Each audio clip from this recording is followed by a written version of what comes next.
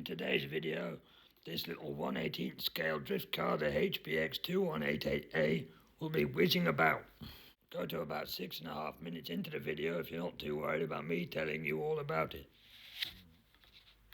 Well, hello there YouTube. Once again here we are with me, Dom, on Tepid Wheels RC. Things are going to be looking a bit different today. We're filming in a new way. We're filming with the phone up in a stand on a little contraption.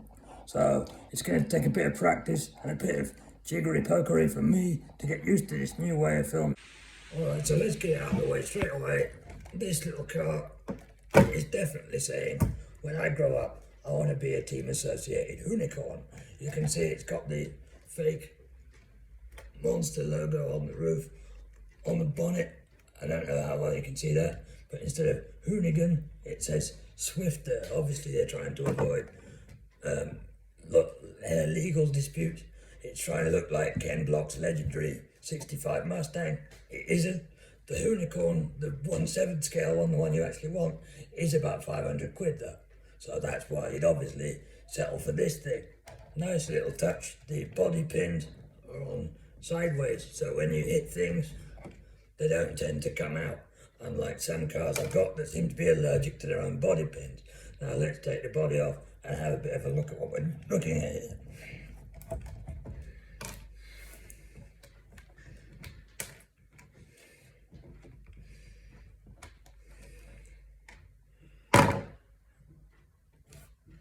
We have the usual Dean's plug that you'll see on, well, all of my cars up to this point.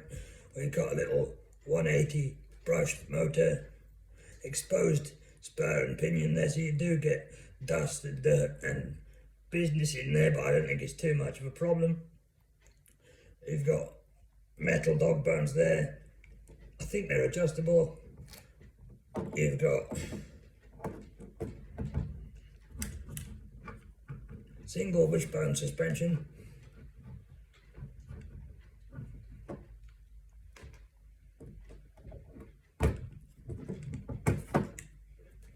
And unsurprisingly at this price point you have very bouncy friction dampers, but like I said, for this price, what are you expecting? They do the job. You have a 5-wire combined ESC and receiver. There's a little micro servo at the front, just here. We have solid rubber tires rather than plastic drift tires, but they are sufficient for a spot of drifting both indoors and outdoors, which is the advantage to a car as small as this one. You don't necessarily have to worry about, oh, it's a rainy day, so I can't do any RCing and things. This thing, regardless of what the weather's doing, you can still get out there and have a bit of fun with it. Now let's talk about what you get in the box with your HBX 2188A. We'll just put the car over there for a second. We have a little 800 milliamp hour 2S lithium ion battery. Of course, we've got our transmitter. It's got your steering trim there, your on-off switch, and on top we have a high and low speed, and we have a steering reverse. Personally, I don't use those. And when you turn him on, I don't know how well you can see it on camera. It's difficult to get the angle right. We have a light that flashes red when the car is looking, or the transmitter is looking for the car, and it goes solid red when it's bound. This is not the nicest transmitter in the world. It feels a bit cheap and nasty, but when you're having fun with the car and the car's whizzing around, who really cares what the transmitter feels like? You don't really notice. Also, if you have a burning desire to have some slightly crap underglow on your little drift car, there are some little LED strips that plug into the spare ports on the ESC/receiver under the body there. I'm not going to bother with that. There's a body clip attacking me.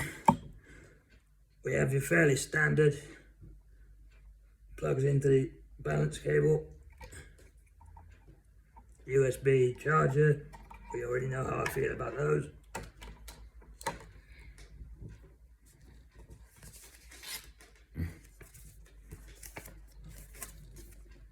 and we have your instruction manual. Weird bits falling out of it.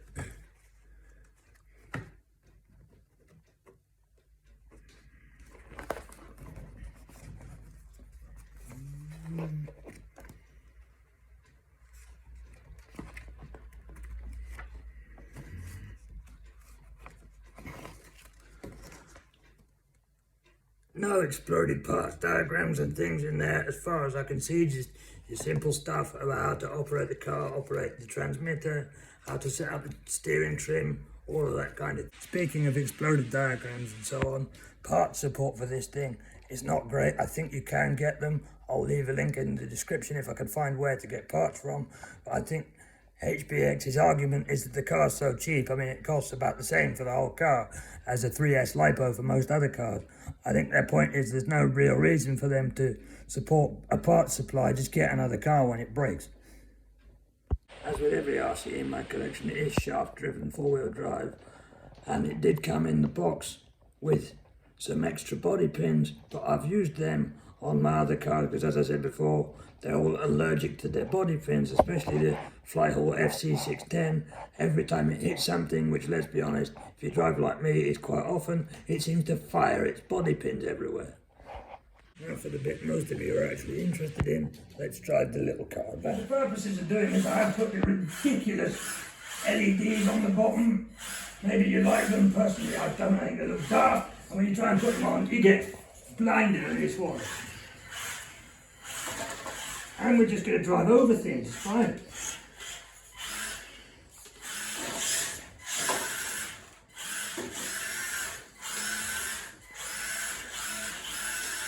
And this is what I said earlier in the video, if it's a rainy day outside, you can still do a bit of this on your carpet and your kitchen floor.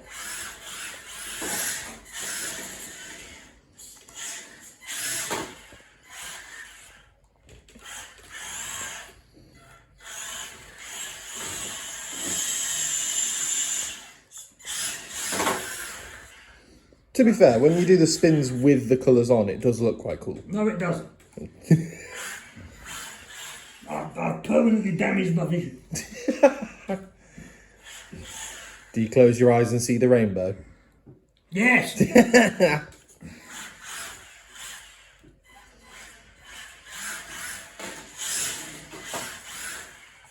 think we've established it does in fact work on carpet, but there's far too much stuff to hit in here, so let's go on a different surface and see what happens.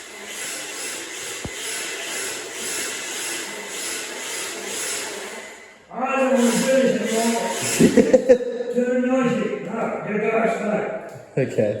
If you want to annoy neighbours, it's a good noise. But It's a terrible noise. for the... I'm too autistic for this. Alright, let's go outside. You join us outside. Yeah, you can see it bouncing around, but that's because of the friction dampers I mentioned earlier in the video. There's no resistance to the suspension, it is literally just spring.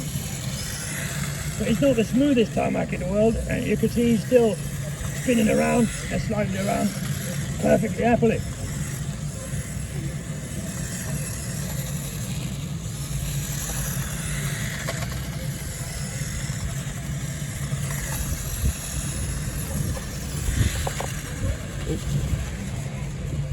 And there's no gyroscope or any of that sophisticated stuff in here. The only thing controlling the car, unfortunately, is me. And Tom, the cameraman, finding everything I say funny for some reason. Hey, you're a funny guy. That's why the mushroom went to the party. He was a fun guy. Hey!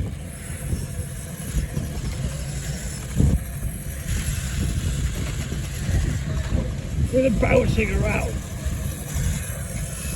You gotta give it its credit though, because this one was what, the £40 vote? Yeah. RC? Value for money wise, it's actually not bad. No, it isn't.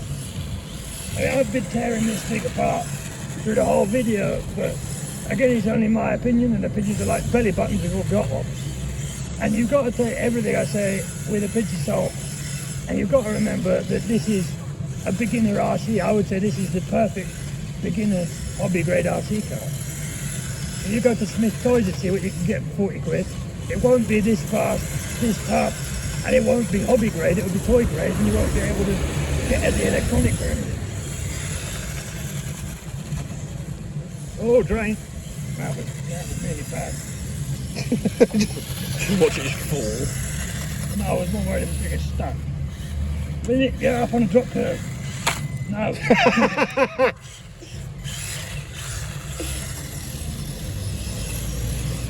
I wanted to get it on the curve so I could drive it off the curve over there. That was the plan. But it didn't. It did not want to do it. Just smack the slipper.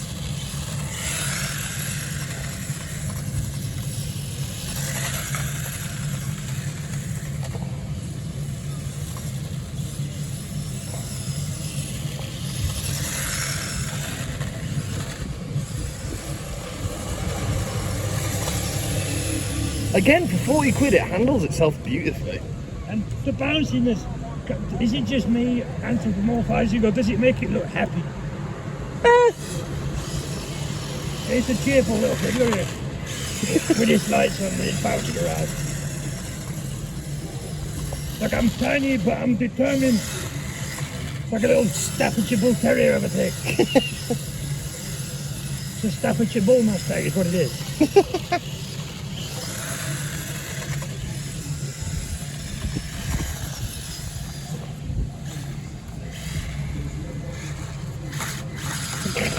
It won't do it. It's like, no! Stick it on the curve. What, over there? Yeah, stick it here. Okay.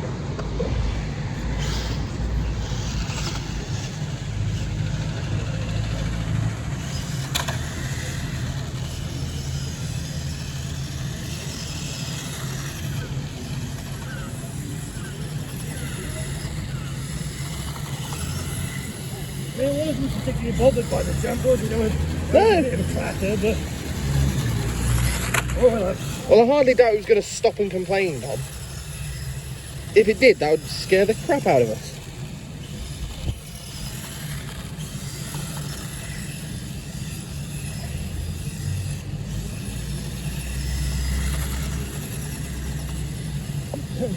go back.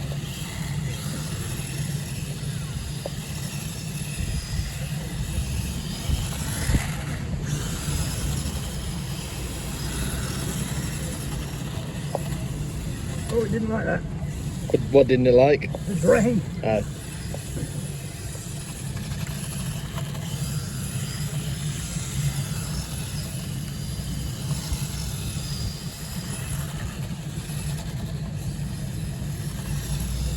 Probably inspect the bottom after I've done this. It's like it's still covered in great stones and things.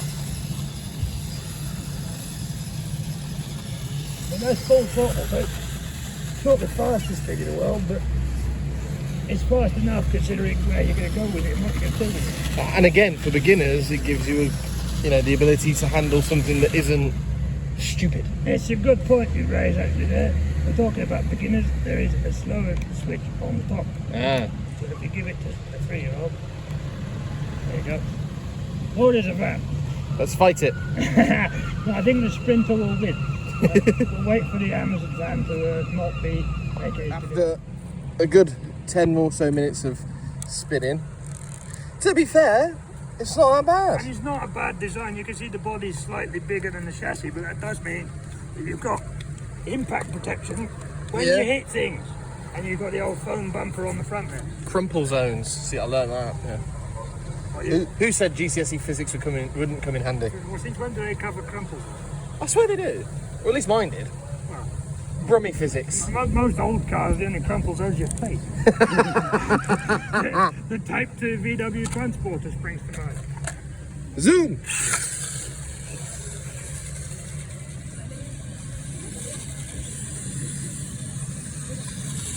I feel like a 65 Mustang, the only crumples are of your face. The battery is definitely running out. Oh, I can't.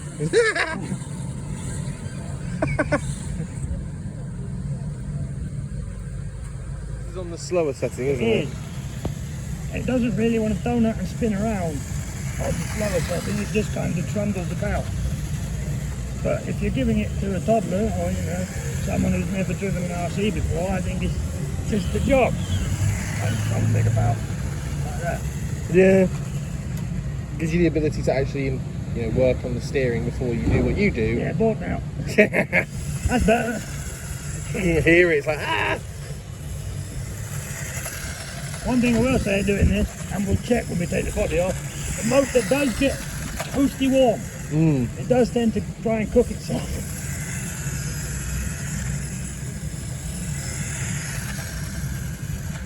Oh, bouncing around over the drain. Has it got the slick tyres on? It only comes with solid slicks on it. Oh, okay. You're thinking of the 14301, that was fancy, that came with extra wheel. Yes. But talking about giving the car to beginners, my 2-year-old nephew loves this thing. He spent all day carrying it around. Had to pry it out of his hand.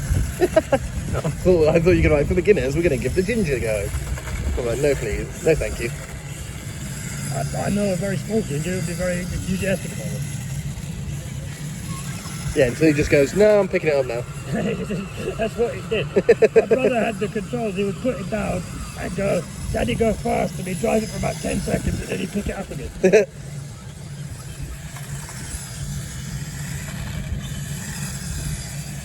I mean, we could do a role reversal and give a big ginger a go.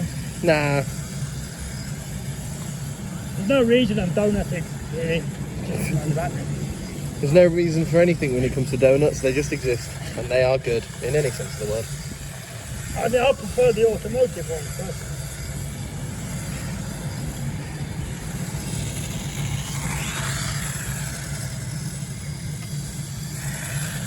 It'll go kind of sideways. Oh, my finger just went over that one. Yeah, great, Thomas.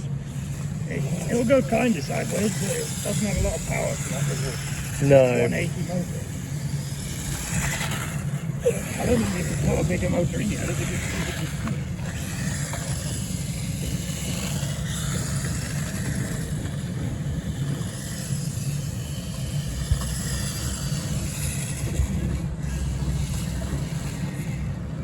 It's been quite well in reverse, look. Yeah.